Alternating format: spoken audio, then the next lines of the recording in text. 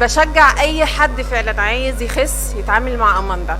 طبعا انا هقول لكم، طبعا في الاول الواحد ما كانش عنده العزيمه قوي، خصوصا ان انا كان عندي حاله وفاه، فكنت بطلع همي في الاكل جامد قوي قوي.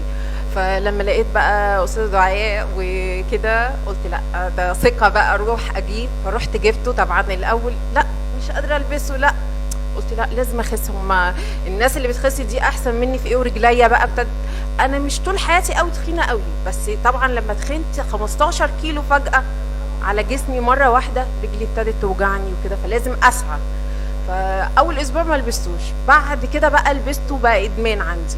اول 4 ايام كان في صعوبه شويه ان انت تلبسيه، لكن بعد كده خلاص اتعودتي. كمجرد مع الاكل كمان قل شويه، فابتدى الواحد بعد اسبوعين ابتديتي تحسي ان انت خسيتي سنه، فبقى الكرسي سهل ان انت تلبسيه.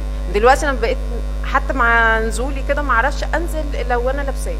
فبصراحه منتج جميل جدا. انت كده خسيتي كام كيلو؟ تقريبا 15 14 كده تقريبا.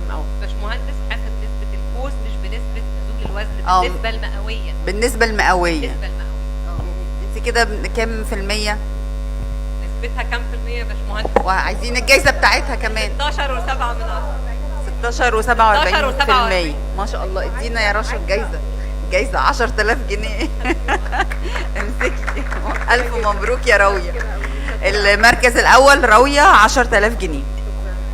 بس بنصح برضو اي حد عايز يخس لازم العزيمه تبقى جامده جدا طبعا. ويا سلام بقى لو عمل رياضه، راح جيم، لف القصر. كنت يوميا بلف القصر انا واولادي. القصر يعني ايه؟ القصر الجمهوري. انا ساكنه في الزيتون، فقريب ليا، فبمشي بقى. بتلفي حوالين السور كل يوم؟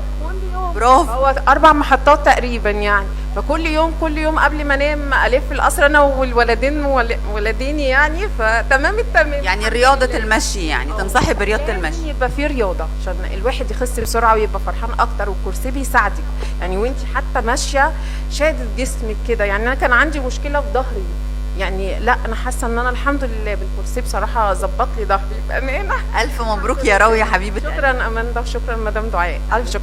غير بقى بصراحه كمان يعني مش قادره انسى مدام تغريد وجروب البنات اللي هناك بامانه يعني، يشجعوا الواحد بامانه والله، ويتابعوا الواحد يعني. ربنا يبارك لكم بجد بجد، ربنا يخليكم يا رب. شكرا، الف شكر، ربنا يخليك. الف مبروك.